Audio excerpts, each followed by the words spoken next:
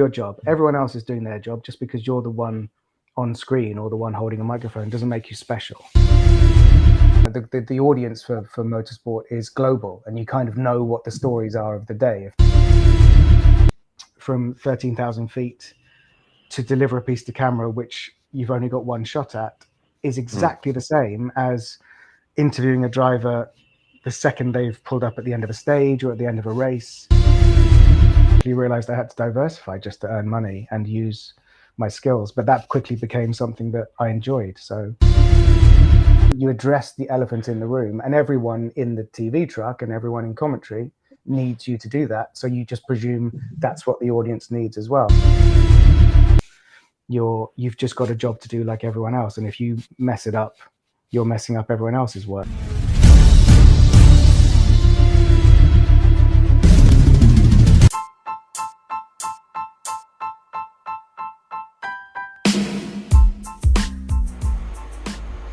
Hello and welcome to Jorgy Stripping the Dipping. I'm your unusual co-host, F1blag. Georgina, the M of the podcast game, has another mission this week for Sean Connery, aka AMG Dens. So allow me to be your refreshing and timeless Pierce Brosnan today. So long as I'm not the second Aunt Viv, we'll be okay. Now, let me pause those 90s references. I could go on all day and introduce today's incredible guest. At Stripping the Dipping, we go beyond F1 and motorsport in search of life lessons and experience. So this guy is the perfect embodiment of that. If you're a fan of Formula E, the World Rally Championship, FIA Rallycross, or World Touring Car Championship, among others, you'll know him as a live reporter and presenter, but his talents stretch even further. The writer behind The Ultimate Rush, the man in National Geographic's Man vs. Ride, a stand-up comic who has appeared on lineups with the likes of Russell Brand and Harry Hill, a film, television and stage actor, not to mention holding the mic for MTV and an Olympic Games in the World Cup. So without further ado, welcome Neil Cole to the podcast. How are you? I'm good, thank you. I'm just trying to think which James Bond. I guess I'm Timothy Dalton. I'm not so happy about that. Can I be Daniel Craig? Because you can be Daniel Craig. Yeah. I was surprised you didn't go straight there. Yeah. But how are you? How things? Yeah, pretty good. I've just had a very rare sort of 4 days off where I sort of kind of took myself away and did a lot of thinking and sweating in a sauna. That's not a great image, but like sauna, steam room, and a bit of a social detox, and I feel incredibly good for it. Catch me at a good, very zen moment. Perfect. Well, that's absolute perfect raw materials for a good conversation. I mean, we were joking before the start about this being an interview, but hopefully not a job interview. Definitely don't want to emit those vibes. But in the intro, it's so clear that you've got so many things going on, so many things you've done. How would you sort of sum yourself up when you're introducing yourself to people? How would you describe Neil Cole? That's a very good question. If it's a sort of social environment, I'm a bit of a chameleon, so I always, unfortunately, because I've been doing the sort of interviewing, journalism, reporting, live stuff for so long now, I apply a lot of my sort of techniques to sort of social situations as well. So in the same way, I'm constantly adjusting what I might ask a driver who's just finished a race.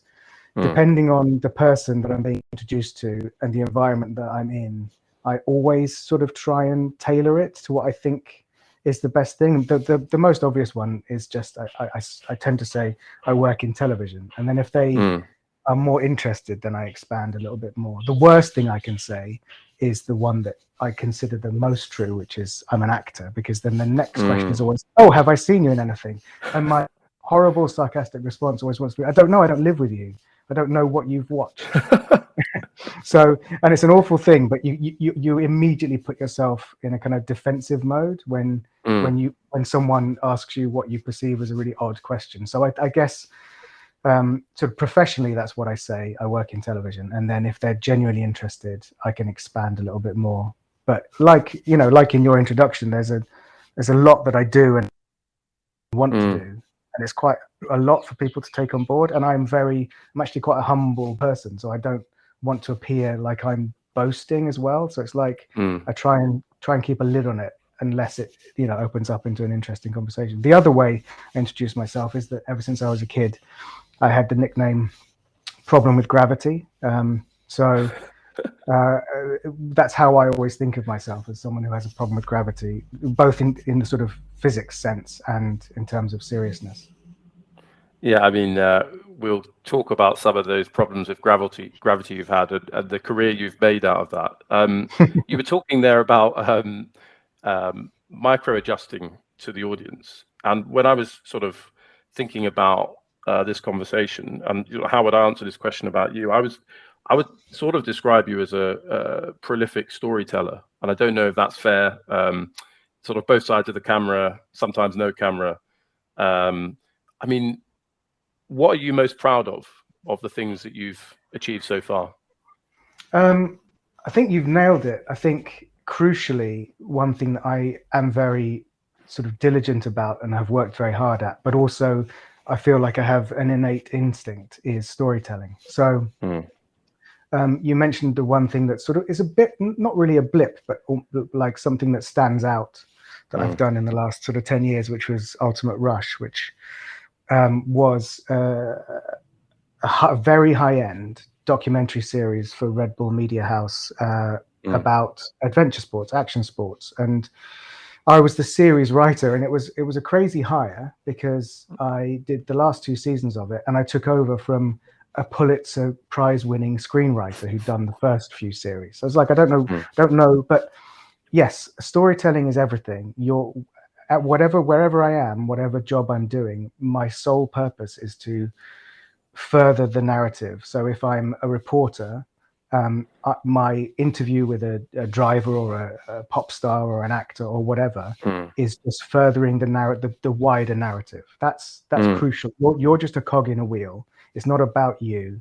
It's about your helping get the information out of the person. So that's one thing.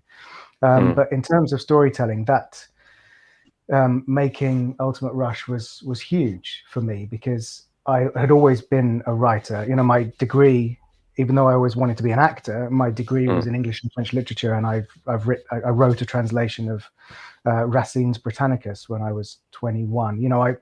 Writing and storytelling is something that I feel like I've got innate, and I've learned in the last kind of probably properly in the last 5 years that 9 times out of 10 I have to trust my instincts. My spidey sense will tell me this is the right place to be, this is the right way to go, this is the right thing to pick up on. And that Ultimate Rush series really sort of drew that out of me, because someone had done something incredible, and a skateboarder, a surfer, a proximity base suit wingsuit base jumper had done something insane. You could make a three-part series out of it, but you've got to get it down to 27 minutes. So you have to decide what the main story is and then build the show around that. And that's something I'm very proud of. And I presume they're still, they're somewhere on Red Bull TV. But all of those were kind of made just sort of before the big sort of launch of streaming, and so many documentary series now that use that kind of technique. But it's something I learned quite early on, and I apply a lot of those techniques across the board in everything I do, really.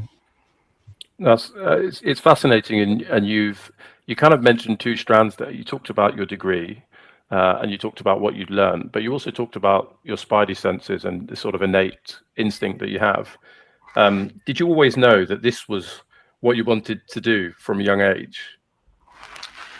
No, I just presumed I was going to be a movie star. It was a very strange, circuitous route, and I'm very happy where I am, and I'm very lucky because I get to do all the things that I enjoy. And I honestly think if I were just doing one thing, my brain wouldn't be fed enough. So the fact that I do have a lot of different things that I do all the time, while it is a lot for my kind of internal hard drive to contend with, and sometimes my mental health struggles a little bit under the weight of data. Actually, I think this kind of Swiss Army knife career that I've got is probably best suited to me, because always at school I played rugby, but I also loved writing about poetry. I was a kind of an anomaly, not because I didn't sort of conform to any jocks versus geeks or God. I loved, I was really into heavy metal and goth and Prince and hip hop, and so even musically I was very diverse, and that's I don't think I can exist just on one plane. I'm not talking multiverse wise, I'm just talking doing one thing. I think I'd get too bored. Yeah.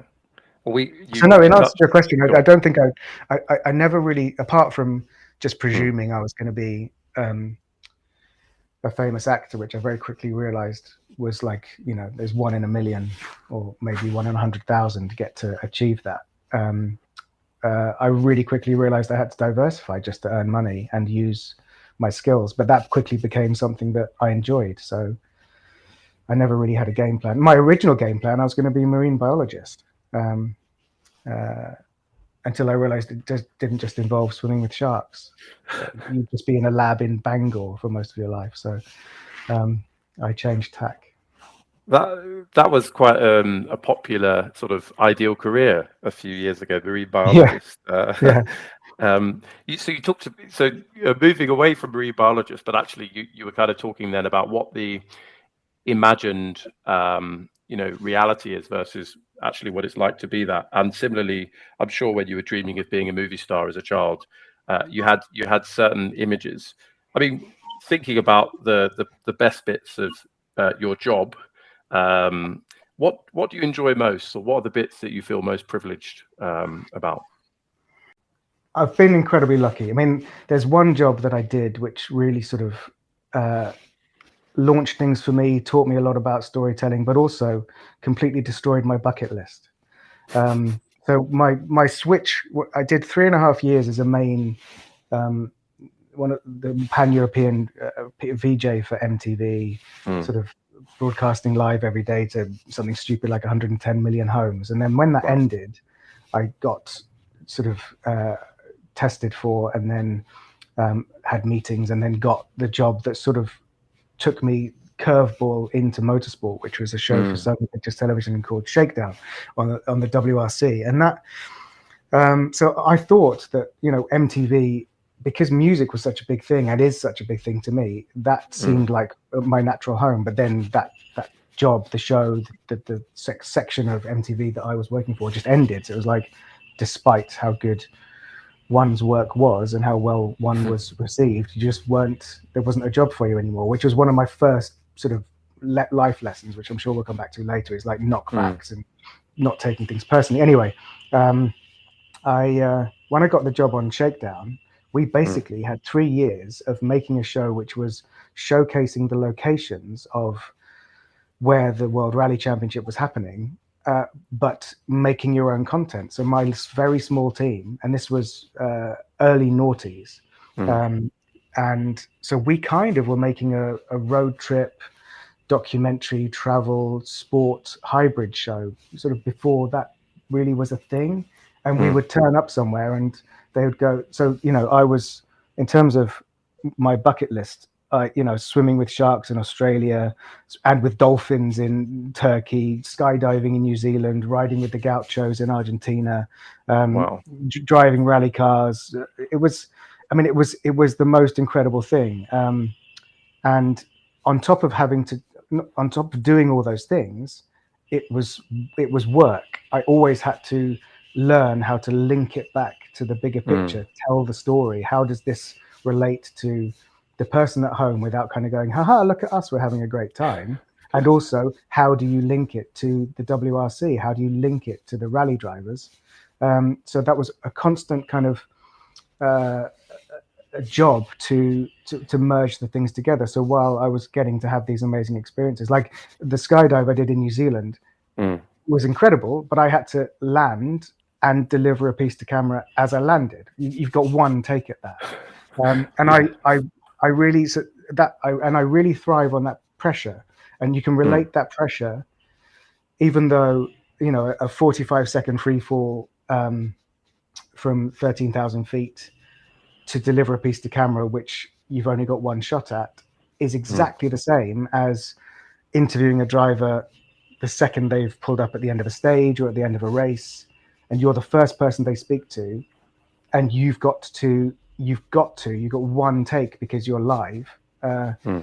Have the right question ready. So I see it as exactly the same discipline. Your brain is going through maybe 15 questions that you've pre-prepared, or then you whittle it down to 10, and then you read their body language, you see their eyes. Eye contact is crucial. So then maybe 10 more questions go into your, and all of this is happening in a second.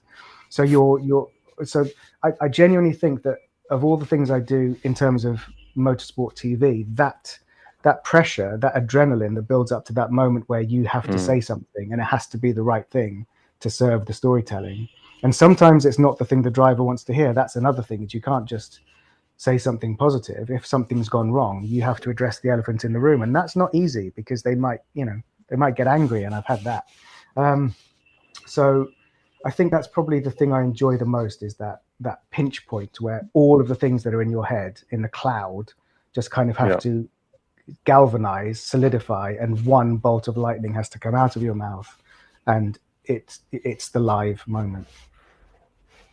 And we'll dive in a minute about sort of what is going on in your brain in those moments, and maybe it's very instinctive, but also sort of what are the tactics or the sort of tools you use to kind of nail it. But I would be doing you a disservice if I didn't ask you about the not so glamorous bits of the job. Sort of, otherwise they're going to think you're just sort of a adrenaline junkie. Maybe you are just an adrenaline junkie that swims with sharks and flies around, and But which bits of the job perhaps are less fun, or the bits that perhaps we don't see at home? I'm never going to complain. I've been very lucky, but the travel, the sort of glamour of travel. When I was took my first plane trip when I was a teenager to go on holiday with my family. The glamour of that goes very quickly. If you counted it up, the number of weeks of my life I've probably spent waiting for a rental car form to be filled in properly, or luggage carousels. And it's can be quite lonely out there.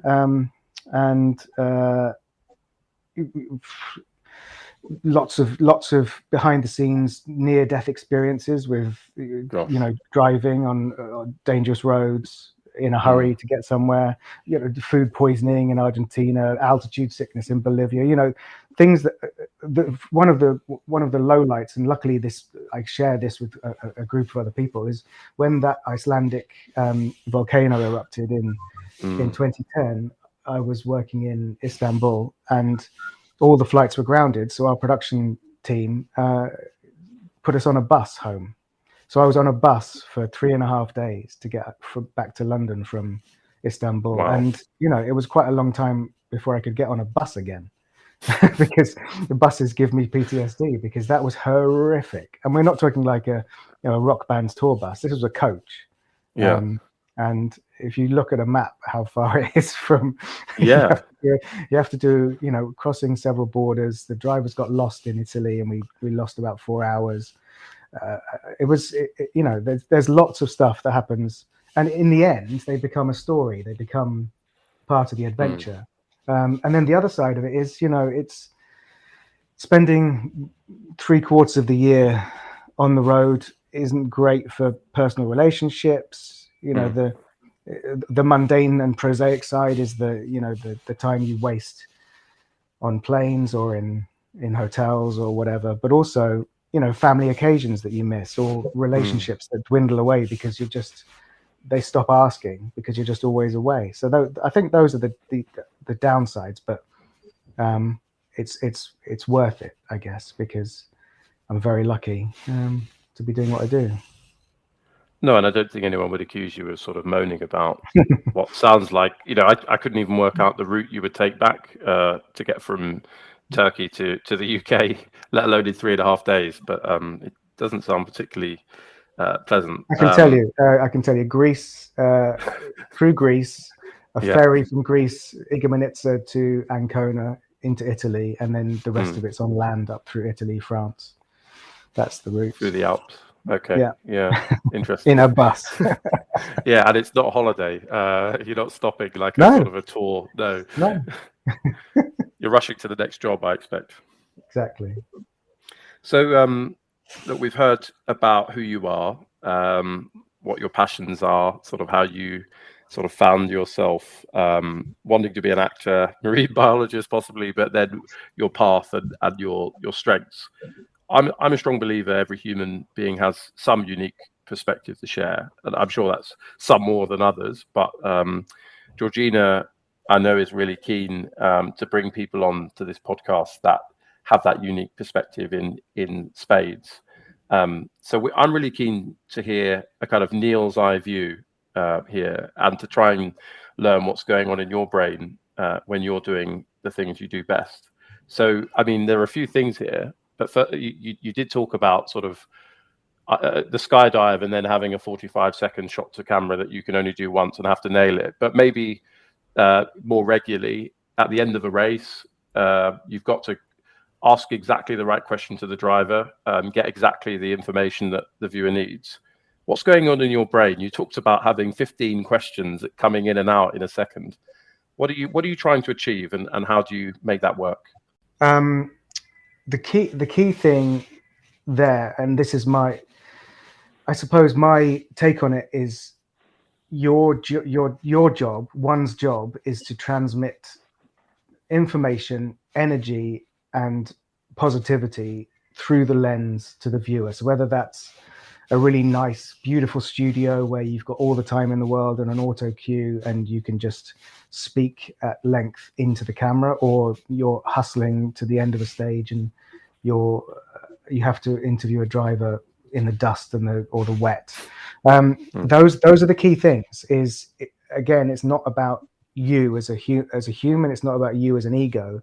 It's about the bigger picture, and transmitting that through the medium of cameras and sound is all you've got to do. Because if you fail to do that, the audience is, I think people underestimate the average viewer of anything, whether it's a feature film or a motorsport broadcast. Viewers at home have an instinct if something's good or right or feels correct, and I think one of the things I work at, but also hopefully have an ability to do, is understand that is my job. And I do quite often give myself a kind of reset if I find myself and I've got caught up in all kinds of stupid, petty brain fog of so-and-so did this, or so-and-so's said this about me, or I've read something unpleasant on Twitter. I quite often have to do like a full system defrag, default restore, and go, that none of that's relevant. Your job right now, regardless of all of that, is to get this transmitted to the people at home who can't be there. So you be there for them. You are their avatar. You are their conduit to a very special place that you're privileged to be at. So suck it up and do your job. I think that's probably my mantra, is do your job. Everyone else is doing their job. Just because you're the one on screen or the one holding a microphone doesn't make you special. You've just got a job to do like everyone else. And if you mess it up, you're messing up everyone else's work. So just do your job. That's probably my boiled down to the pearl in the oyster. That's probably what my philosophy is. Do your job.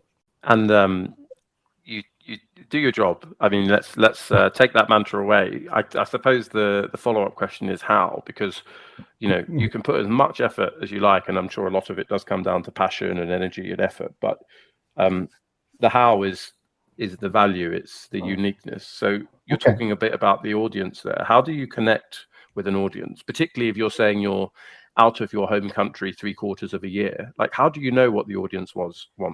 That's a very good question. I mean, the sort of banal answer to that is you're guided by the editorial team that have put you there and decided why you're there and what the story is. So technically, at the end of a race or at the end of a stage, I tend to have two things minimum going on in my earpiece or earpieces at that time. I can often hear the commentator, sometimes hear the commentator, so I know what they've been talking about.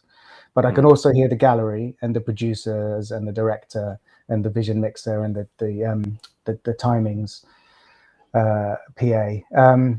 So with those things going on, you know technically what you need to talk about, but you also have done your research, and luckily, whether you're at home or the audience for motorsport is global, and you kind of know what the stories are of the day. If Sebastian Loeb lost a wheel and he gets to you at the end of the stage, then you're not going to say, what's it like having a new co-driver? Do you know what I mean? You address the elephant in the room, and everyone in the TV truck and everyone in commentary needs you to do that. So you just presume that's what the audience needs as well. So you don't always know exactly what the audience wants, but you're in the strongest position to guess. And I think that's it. I think that's fundamentally that's true, for a lot of journalism. And I don't necessarily call what I do journalism, but if you're going to write a big article that's got a lot of facts in it, you're still guessing that that's what people want to hear. You're presuming, based on your journalistic instincts, that that's the right story to cover, and I'm just kind of doing the same. So I don't think I'm ever 100% sure, but I've learned to trust that instinct. That's really fascinating. I hadn't, obviously you see the reporter or presenter with the earpiece in, but I literally hadn't thought, like, who's in the ear, who's talking to you, what are they saying? All while you're talking about having 15 thoughts entering and exiting your brain every second. I mean, picking up on a bit about narratives and what the elephant in the room is, without getting into specifics, there are occasions when you watch certain motorsports or, you watch certain sports, whatever, and they're not addressing the elephant in the room, or perhaps it feels like they have their own narrative that they're projecting onto the conversation. Yeah, right. And as a viewer at home, you hate it. You're like, what are they doing? And that's what I was saying before about not underestimating your audience. Is people at home will be shouting at the telly going, why aren't you talking about this thing that's happening in front of our eyes? And that makes bad television. You have to address the thing that everyone will be talking about. Get it out of the way, because that's clearly what everyone wants to know about. So it's your job to address it. And I've been in positions where the producers or someone has kind of said, don't talk about this, or you're just about to ask the question that you have crystallized in your brain as the one question to ask, and the producer says something completely the opposite in your ear. It's like a millisecond before you open your mouth to ask your question, and then you have to decide whether you're going to fight City Hall on that. If you're going to go, nope, I'm going to stick to my guns, because maybe you don't know that producer very well, and you haven't built up a rapport with them and learned how to tell stories together. So sometimes you do have to fight City Hall, but it's not always welcome. Yeah. No, I can imagine that you talked about building up a relationship and trust with the producer, and so you might then give them the benefit of the doubt that they know something that they can't explain to you in the moment as to why you shouldn't mention X or you should mention Y. But are there any specific situations you can recall where you did trust your gut, and you mentioned it might not be welcome at all times? Has that ended badly for you, or do you generally have a good judgment of when to push through?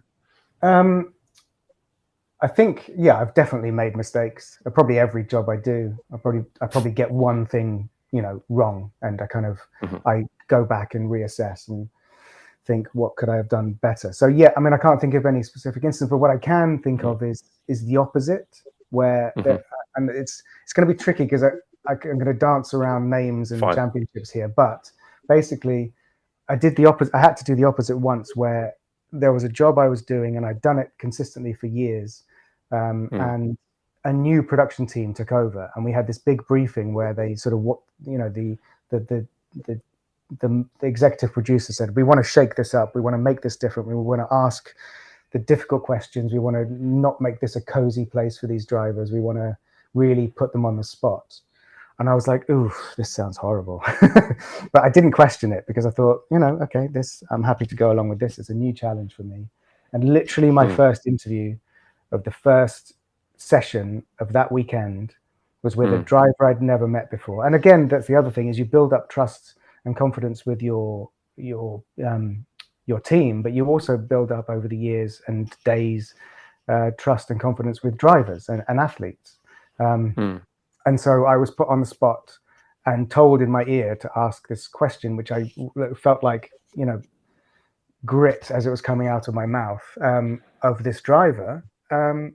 And he just crumpled before my very eyes. Like, he was completely crestfallen by the tone and the content of my question, and just couldn't respond. Like, it was a failing on his part, because he should have been not such a baby and not, you know, a bit better media trained to deal with a question like the one I asked. But it was so uncomfortable for me, and he reacted very badly, sort of slightly pushed me on camera, and then I wrapped up the interview. And then as we wrapped the interview, he actually properly sort of pushed me and said, "Dude, you can't ask me a question like that. What the F was that?" You know, and it was I was absolutely crushed, and I still feel the pain of that now, because I had failed my audience, I had failed the storytelling, I had failed my instincts, but I had done what my producer told me to do. And then I think it was like an hour and a half until I was next called upon to do an interview, and I just spent the hour and a half just feeling like I wanted to crawl into a hole. It was awful. So that's the kind of flip side of it, is when you haven't built up that rapport, you're forced to do something that you're uncomfortable with, and that's the result. It was the kind of perfect storm of a horrible moment of live TV. But again, everything's a learning. I could probably have phrased it differently. I could have used more of my instincts to be more sensitive about it. But ultimately, I just thought, on this occasion, I'm going to do what I'm told, which doesn't always come naturally to me. Well, some of the career path you've trodden, and the MTV, the sort of music that you mentioned you're into, etc., that you don't strike me as the sort of guy that's hugely conformist. So, yeah, following that instinct or going against that instinct must be tough at times. So we've talked. Actually, this is quite a technical conversation, because you're giving us exactly what it's like to be on the spot, having to deliver under pressure, and there'll be many people that in general can relate to that. But I want to move to something that most people can relate to in their day-to-day, which is sort of on the mental health side and on the kind of actually achieving what you want to achieve side. So, we've talked about the fact you're a writer, producer, actor, presenter, stand-up, etc., you name it. I mean, you must be a busy guy. You've talked about the kind of travel and, that the highs of the adrenaline and the lows of, being live on TV and it not quite working out. What's your secret to keeping everything balanced and keeping yourself well? Frankly, I don't have a secret, and I don't necessarily have the balance. I think I'm as close now to getting it right as I've ever been. But no, it's not easy. You never properly switch off. My career, because I'm a freelancer, all of the different jobs that I do, I'm in a constant round of, when will I work again? Most winters, because most championships are seasonal, most winters I face a genuinely blank calendar and wonder if the jobs that employed me last year are going to employ me again. There is never any continuity, and that's really hard to take. So you never feel secure. You never feel that you've settled. And there have been maybe 3 or 4 times in the last 5 years where I kind of went, "Oh, this is great. This is the kind of nirvana of job security that I've been dreaming of." And then, that horrifically crashes around you, burns to the ground, and you're like, well, why was I craving that? Because that's worse. So I don't have any kind of, I do a lot of cycling. When I'm home, I cycle, and I do a lot of processing when I'm on the bike. I do exercise in the house, a bit of yoga, but I go for walks. I've got some nice green tree areas around me, so if I need to, I'll go for a walk. But I make sure that I switch off. Like I watch, I go to the cinema, I go to watch bands. I try and do all the things that I've always done that are like my kind of touchstone, and that that when you're away for 4 days, 10 days, 40 days, whatever it is, the things that you've got to look forward to. So I always try and have something in the diary that's a gig to go to, or a film that's coming out, or a new series I'm going to watch. And I try and have that as something that I can project forward to and kind of go, even if I'm having a good time on this job, or if I'm having a bad time on this job will be over, for better or for worse. And then I'll be back, and then I'll do that. So I think it's a question of trying to see things with a more long-term view, just kind of being able to recognize that whatever state you're in right now, good or bad, will pass. And that's something that I think I spent, a lot of my 30s not handling very well. And I think and the other thing is that I'm not fiercely ambitious. I don't spend a lot of my time sort of hustling to try and get more work, which I think is a failing of my part, but it means I sleep better at night. I'm not someone who's constantly looking 2 rungs up the ladder thinking I should be there. I'm just kind of okay where I am. While that does mean that, I have holes in my calendar where I go, am I ever going to work again? Oh, does this mean I've retired now? That happens to me twice a year at the moment, but touch wood, it hasn't actually ground to a halt yet. So I have to trust the process, I guess. But I know, I'm very aware that my mental health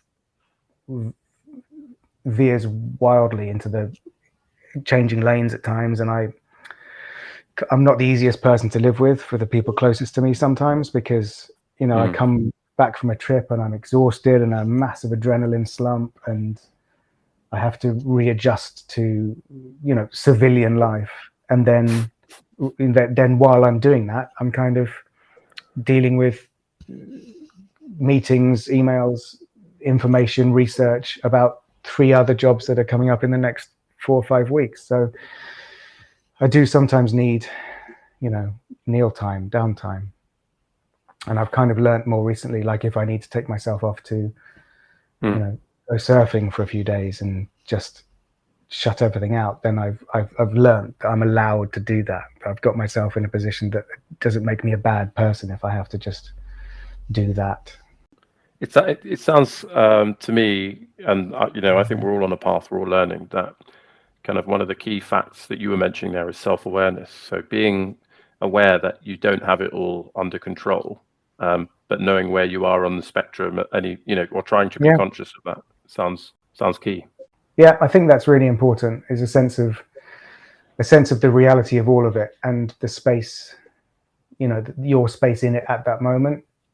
It's probably like an amateur mindfulness, I guess. Like I'm aware of where I am right now. I'm still alive, and I've got a roof over my head. Everything must be okay. One step at a time.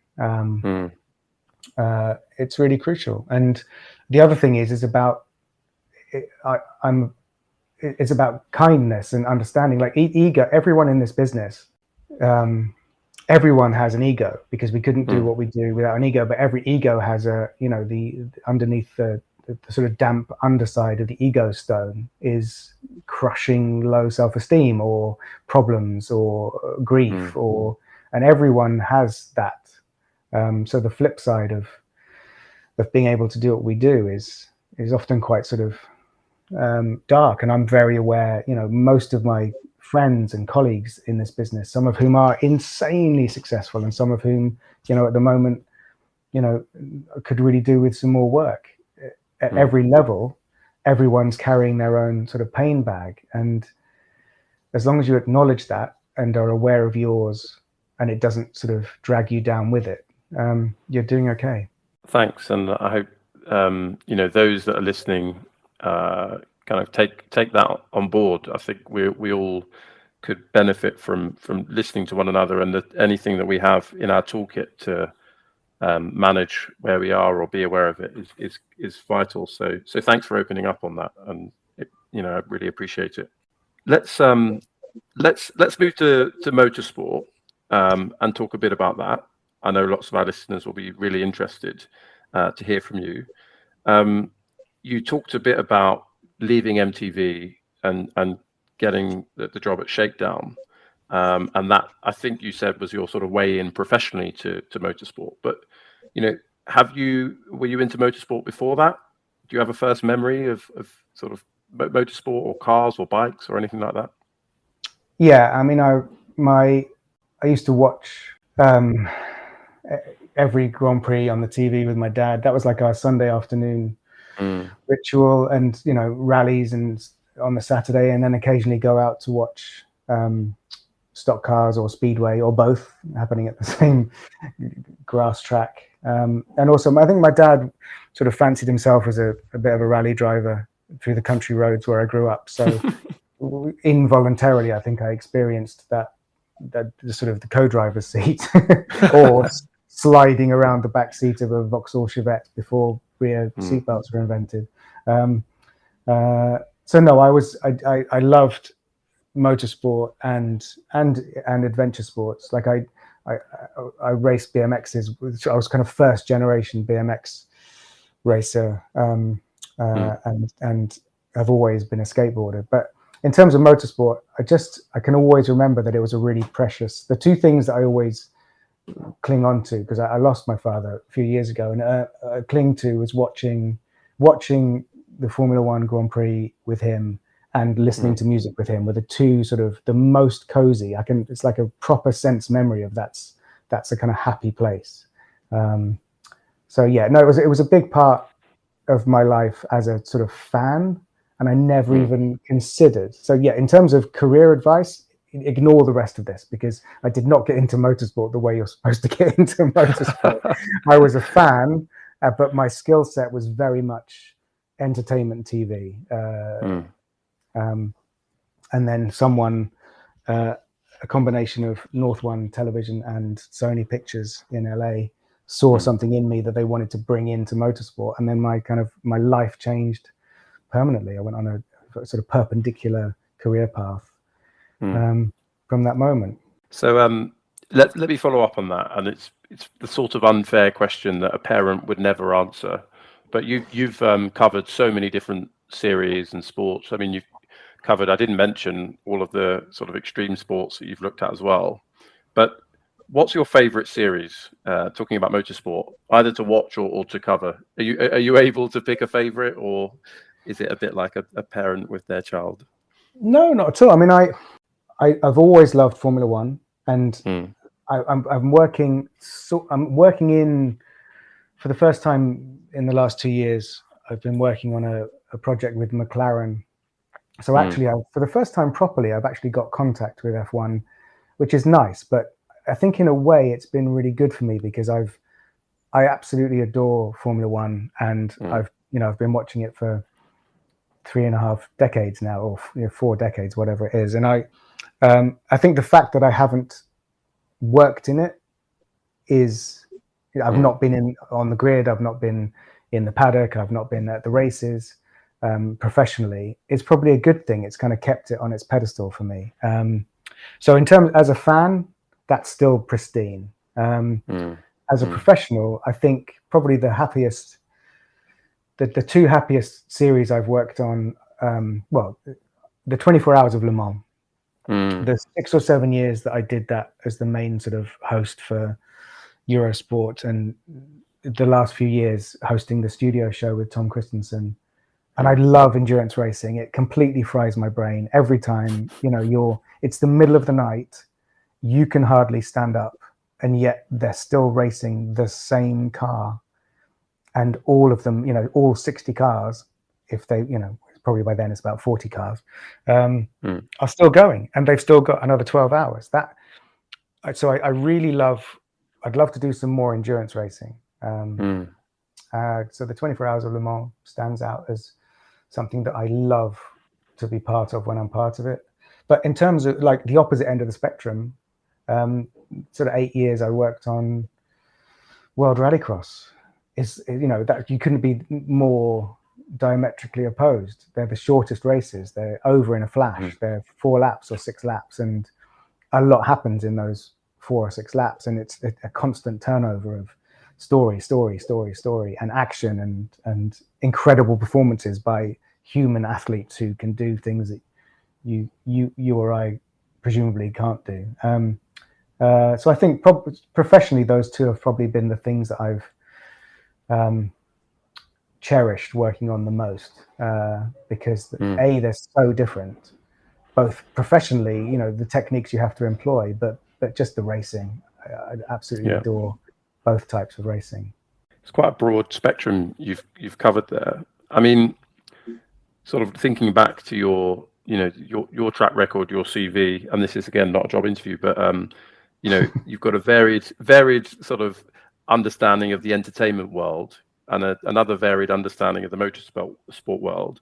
It's perhaps self-evident that motorsports are always trying to expand their audience, and as you know, as someone that has spanned both of those worlds, you know, we talk about F1, you know, what they're doing on Drive to Survive, their kind of stated objectives, Liberty Media's stated objectives to kind of grow the sport. What do you think they could do? What more could they do to attract a larger viewership? Do you have an opinion on that? I'm just going to move because my neighbour has brilliantly started mowing their lawn, so apologies if the sound went wrong. That's the sun coming out in England for a short period, and then everyone deciding to mow their lawn. So do you want to go for that again? Sorry. Sure. So, I mean, your background, you've got a lot of experience in entertainment. You've got a lot of experience in motorsport and other sports as well. And, you know, it's perhaps self-evident that motorsports are always trying to expand their audience. You know, as someone that spans both of those worlds, the sports world, the entertainment world, and perhaps sports entertainment, if we want to call it that. We see F1 working hard to grow its viewership. Presumably, as a fan, you watch the product. Do you have a sense of what more they could be doing, or what you see them doing in that pursuit? Well, firstly, I'd love Drive to Survive, and I think right from the first season, when everyone was very skeptical about it and hardcore fans were very skeptical, I just bought into it straight away because it applies that beautiful, the storytelling, the human story, to something that has been closed for so long. You know, that could never have existed in the Bernie era, but it's not even that. It sort of exists in its own plane. The way that they tell the stories, they decided that they weren't going to tell the story of the season going race by race. Genius. They were, you know, it's each episode is its own. So you watch a series and you're kind of, hang on, we're in Barcelona again on episode 7. What? But it's such a clever way to do it because you're immersed in the world, and actually it's already, spoiler alert, that season's happened. Verstappen won, and now we're going back. You know, you don't need to tell the story and show the championship standings and go, well, that was the race, let's hear from the drivers, like a traditional broadcast. And the beauty, the freedom of that is brilliant. So I think there's a lot of freedom in there. There's a lot of really good storytelling. And naturally, you know, this generation of drivers, the millennials, the Gen Zs, and the next, whatever comes next, Gen A? What does come next? I don't know. I think it's Alpha. Alpha. Okay. You know, those humans, those young humans, that's how they consume content. So why wouldn't they want to be involved? Why wouldn't they embrace having? But just the way they went about it. You know, it's very hard to get access to those drivers and to get, you know, sticking a boom over a private conversation when something's gone wrong, even just for the sound engineer, the boom operator is at risk of someone being really angry at them. They're taking a risk. Or the person who's got to retrieve a radio mic that's just been thrown in the bin because Christian Horner doesn't want, to hear what he just said, whatever. All of the risks that they took have paid off massively, and they're, seeing the rewards of it. And this isn't meant to sound immodest. It's very similar to what we tried to do, and I think succeeded in doing with Shakedown, because we took the drivers out of their context, out of their helmets, out of their rally cars, and took them somewhere else and explored their personalities a bit. And that's the greatest compliment I used to get was out on a rally stage somewhere in, I don't know, Finland or South America, and a rally fan would come up and say, "Can I just say, my wife has never sat down and watched rally with me. She hates motorsport, but now because of Shakedown, she will watch the rally with me and go, oh, that's Sebastian Loeb, I like him, or that's Marcus Grönholm's really funny, so let's watch the rally this weekend." And that was the biggest compliment ever, is that you've opened the sport up to casual observers. And I think Drive to Survive has done that. But fundamentally, you can't make someone like football. That's the thing, is that you're never going to convert everyone, because there will always be people who don't like the sport, and that's okay. People are allowed to have their opinions. But if you can showcase it in a way that you reveal the humans behind the visor, then you've got a good chance. Yeah, and you were not being immodest, because at the beginning of the conversation, when you were talking about the concept of Shakedown and Ultimate Rush, I did have sort of, that sounds a lot like what they did later with Drive to Survive in my head. So, I mean, I think credit to you for getting there a bit earlier. To provide maybe the kind of straw man rebuttal on Drive to Survive, I think the criticism that I see online sometimes is from people that perhaps aren't the target audience, and so they don't really understand why it's sort of going from basics and not purist following a sport. And then the second is that on occasion, perhaps there are things that are either very slightly factually wrong, or where people online might. So we're back after a minor technical issue, but I think we caught the end of Neil's answer on Drive to Survive, and the way that Formula One can attract a much larger viewership. In closing the interview, I had a couple of sort of final questions. I hope they're not too quirky. I think what we've learned today is that there's a lot going on that we don't see, be that with people and their mental health, be that with TV and the voices in your ear, the pressure, the relationships, the trust, the production, getting from one country to another. So, Neil, tell us something that we would never have suspected about Neil Cole. Wow. Okay. No, I don't really know. I'm just going to alienate whatever I say. I'm going to alienate everyone on one side. No, I don't. I think I guess like most people, you can't help but sort of slightly suffer from imposter syndrome. Like a lot of my life, especially when I was on MTV, because you would turn up to do a thing and people would look at you and kind of go, "You're an MTV presenter." And it always felt like that moment in Star Wars where Princess Leia goes, "Aren't you a little short for a stormtrooper?" Like I've lived my life feeling like Luke Skywalker disguised as a stormtrooper. So I think the one thing that I kind of, if I could have a badge or a tattoo, I'm not allowed a tattoo. If I could anything that I'm kind of, so I mentioned earlier that sort of my nickname when I was a kid was Problem with Gravity. And then I've always felt like I had a weird relationship with gravity. Like I used to jump off things when I was very young and end up in hospital. And then I've always done adventure sports. And if you ever look at my socials, wherever I am in the world, I'll always do a jumping picture. But I always had this instinct that I could sort of defy gravity. And it sounds ridiculous. I'm not a freaking superhero. But when I hosted that show Man vs. Ride for National Geographic, one of the things, because it was a kind of pop science documentary about why we enjoy thrill rides, what happens to the human body when you're on a roller coaster, or blah blah blah.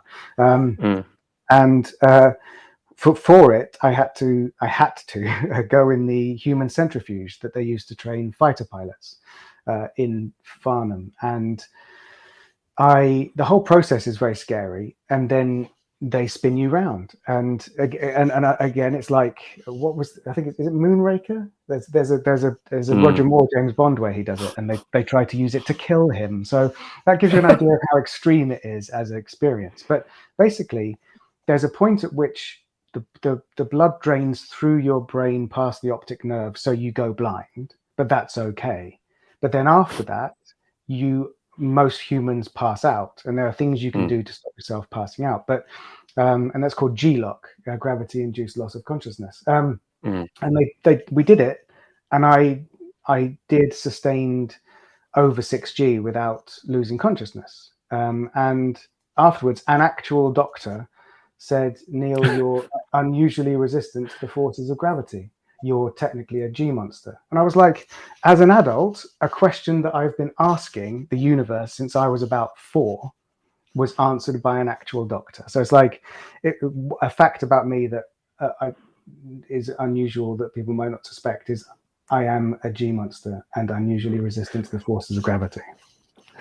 That's not a sentence or a collection of words that I thought I'd hear. But yes, Mr. G Monster, thank you so much for everything you've given us today. It's been really fascinating to get to know more about you. Is there anything that you're working on at the moment that you want to shout out? Where can we find you online? Well, I'm pretty easy on Twitter is Neil Cole, and Instagram is the Neil Cole, and I've got a website. And if anyone's welcome to ask me questions, work-wise or anything. I'm always happy to help. It's funny because the way that things sort of go full circle, and the way, like, just a film that always resonates from when I saw it when I was very young is Field of Dreams. If you build it, they will come. That kind of philosophy of things will happen, things in a very sort of non-spiritual, non-religious way. I do believe that the things reveal themselves given time, and you don't have to push them. So if you build it, they will come. And we just lost Ray Liotta, which is very sad. But in November, I had a part in a feature film, a lead part in a feature film, which, if you'd asked me at the age of 14, what would be your dream role, the very naive, very sort of gung-ho 14-year-old Neil would have said, "Oh, I'd like to be a space marine in the future who flies back to Earth to save the planet by fighting aliens." I made that film. I did that job in November.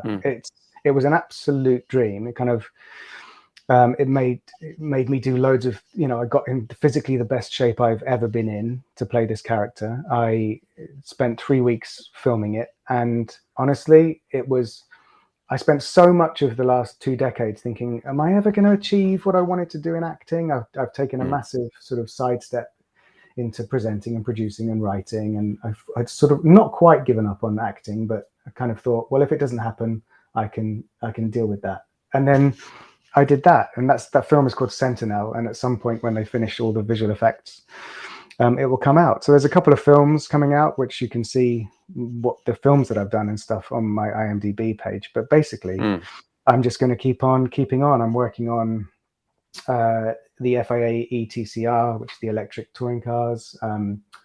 I still work as a producer on Formula E. I'm hosting a thing this weekend for McLaren Formula One. So I'm just going to carry on doing all the things I do, and you're very welcome to dip in and out of enjoying them. And the other thing is that I don't really have a social media strategy. So the things that do the best on my Instagram are the reels I make of my little friendly squirrel that comes in my back door and I feed nuts to with my hand. So go figure, I can pay a professional photographer to take the most amazing photographs of me in amazing locations, but that's the stuff that people want. So Well, maybe you've identified your next gig, Country Files. Yeah, you know what? If I hadn't done this, I think I'd have wanted to be, David Attenborough or Chris Packham. That's another big passion of mine. So you never know. I think that's probably why I wanted to be a marine biologist, because all of that side of the world fascinates me. Well, fantastic. Thanks so much again, Neil, for your time. For the interest of continuity, what a brilliant Monaco Grand Prix that was last weekend. And the Indy 500 topped it off. Normal service will be resumed next week, where Sean Connery, aka AMG Dens, returns. This is Pierce Brosnan, aka F1blag, joined by, I think we agreed it was Daniel Craig, aka Neil Cole. Thanks again for your time. Tune in next time on Jorgy's Stripping the Dipping.